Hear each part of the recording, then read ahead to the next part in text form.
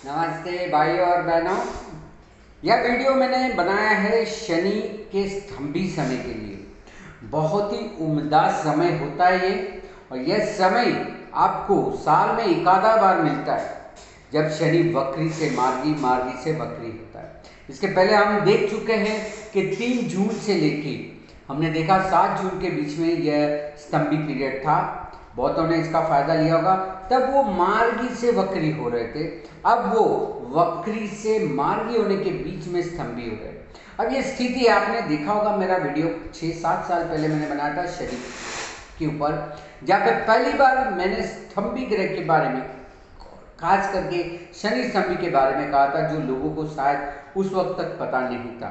तो आज भी बात करेंगे कि शनि का स्टेशनरी स्तंभी क्या फल देता है।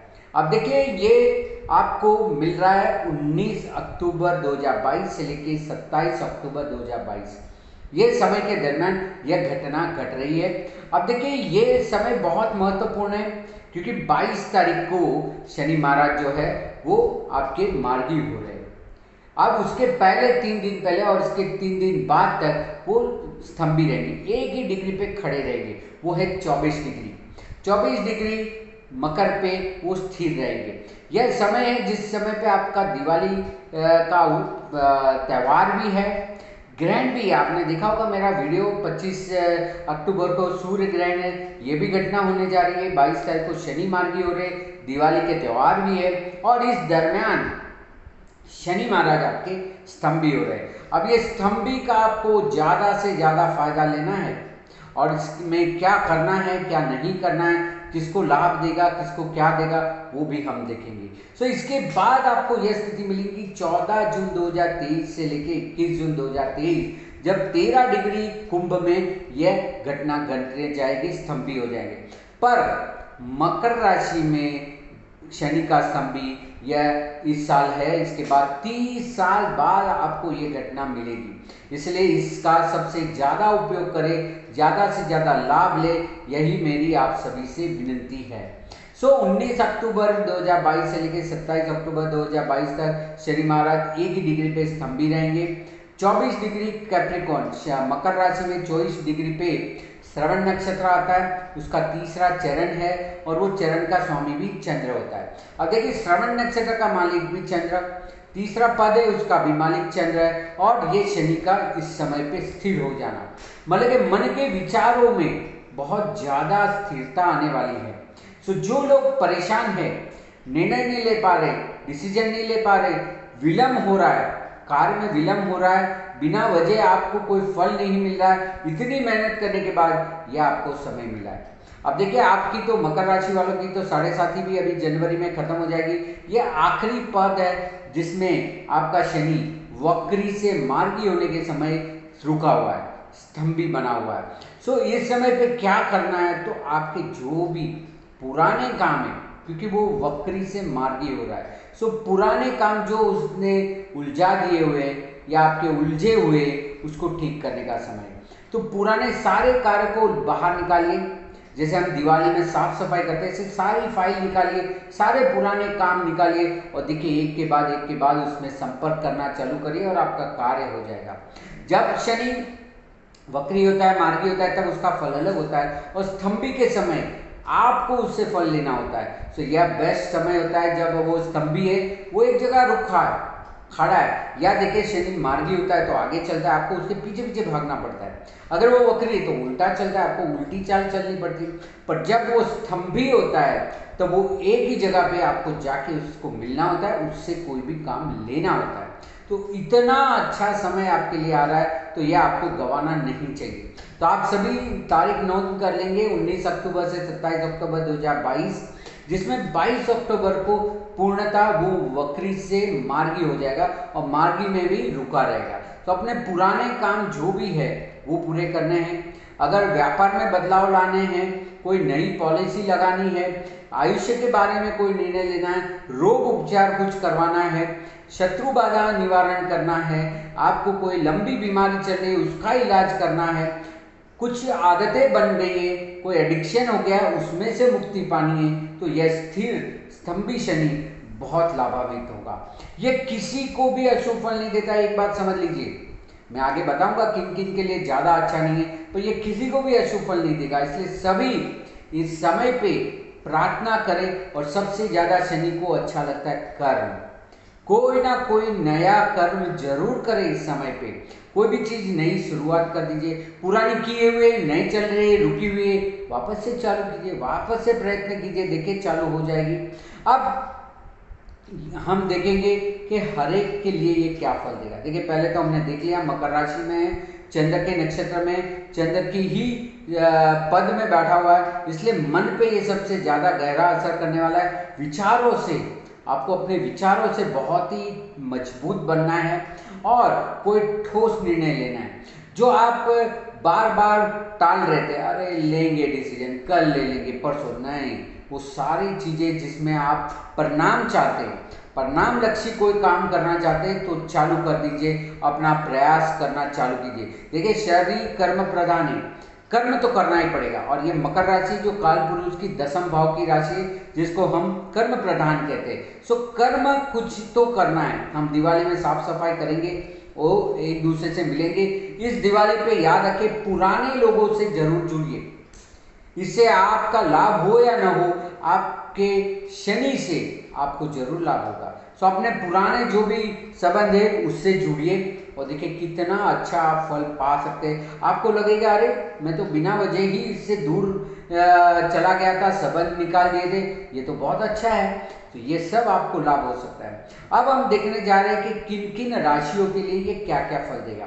हमने ये तो देख लिया कि ये मकर राशि में हो रहा है, श्रवण नक्षत्र में हो रहा है, 24 डिग्री पे हो रहा है और चंद्र के पद में हो रहा है। पर इसका फल हर एक राशियों के लिए क्या होगा। अब यार राशि का मतलब चंद्र राशि ही होती है और साथ साथ में आपको आपका लग्न का भी देखना है। यदि लग्न भी इस राशि का है तो भी आपको इस तरह से फल मिलेंगे। जैसे बात करते हैं मेष राशि की, चाहे आपका चंद्र मेष राशि में हो या मेष लग्न हो, तो आपका ये घटना दसम भाव से हो रहा है। तो आपके लिए तो ये पॉलिटिक्स के लिए बहुत अच्छा है, आपके कर्म के लिए बहुत अच्छा है। नया व्यापार, काम काज जो भी थोड़े बहुत रुके हुए परिणाम लक्ष्य नहीं हो रहे, उसको आगे चलाइए, उसको कहीं ना कहीं अच्छे मोड़ पे ले जाने की कोशिश करिए, तो आपको कुछ ना कुछ जरूर फायदा होगा आपके करियर के बारे में।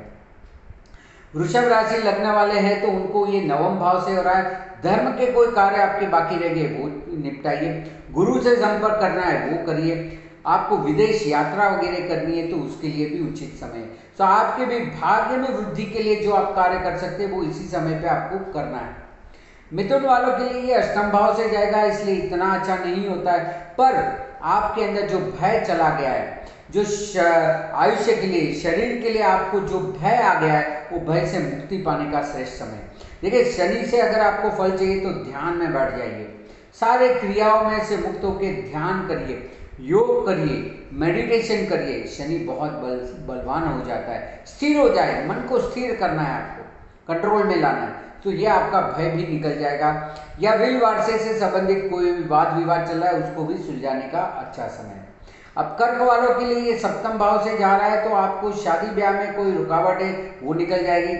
अब आप शादीशुदा है और शादी में कोई तकलीफें चल रही है, वाद विवाद चल रहा है, झगड़ा चल रहा है, कोर्ट कचहरी तक जाने की बात आ गई है, तो उसमें समाधान का इस समय पे करिए। यदि भागीदार के साथ भी व्यापार में कोई मनमुटाव चल रहा है तो उससे भी बाहर आने का ये बहुत अच्छा समय है, उसका भी आपको प्रयास जरूर करना चाहिए। सिंह वालों के लिए, सिंह लग्न राशि वालों के लिए ये छठे भाव से जाएगा, सिर्फ जॉब के लिए अच्छा है, बाकी आपकी बीमारी वगैरह के लिए आपको थोड़ा कष्टदायक हो सकता है, तो उसमें आपको संभालना है। सो आपको अगर जॉब कामकाज इसमें परिवर्तन लाना है, कोर्ट कचहरी वाद विवाद से मुक्त होना है, तो अच्छा समय है, आप कर सकते हैं। अब कन्या वालों के लिए ये पंचम भाव से, कन्या राशि लगने के लिए पंचम भाव से होगा, तो आप यदि संतान प्राप्त करना चाहते हैं तो अच्छा है, संतान के बारे में कुछ करना चाहते हैं, कुछ निर्णय लेना चाहते हैं तो अच्छा है, संतान को पढ़ाना चाहते हैं, इसके नाम पे इन्वेस्टमेंट करना चाहते हैं तो बहुत अच्छा है, और वो अपने खुद के उच्च अभ्यास की बात करना चाहते हैं तो भी बहुत अच्छा है। यह आकस्मिक धन लाभ नहीं देता तो व्यर्थ प्रयत्न नहीं करने चाहिए। बिल बात करते हैं तुला वालों के लिए, तुला राशि लग्न के लिए चतुर्थ भाव से जा रहा है। पुरानी चीज़ें निकाल के अगर नई चीज़ें लेनी है तो बहुत उत्तम समय है। पुरानी जमीन निकाल के नई जमीन लेनी है, घर में कुछ बदलाव लाने हैं, गाड़ी घोड़ा वाहन व्यवहार इस सब में अगर आपको कोई बदलाव लाने तो बहुत अच्छा समय। सुख में, पुराने सुख में से निकल के नए सुख में जाने के लिए बहुत उचित समय। वृश्चिक वालों के लिए ये तीसरे भाव से जाएगा। आपके जो भी पुराने अधूरे काम है, नए काम चालू करना चाहते हैं, मुसाफरी करना चाहते हैं, कुछ नया साहसिक कार्य करना चाहते हैं, जरूर करिए। शनि कोई अवरोध नहीं डालेगा, चालू कर दीजिए एक बार। धनु वालों के लिए दूसरे भाव से जा रहा है, अपनी वाणी वर्तन में परिवर्तन आएगा। जिनके साथ अगर आपकी बोलचाल या व्यवहार बंद है, उनके साथ वापस से व्यवहार और बोलचाल चालू करने का ये अच्छी समय।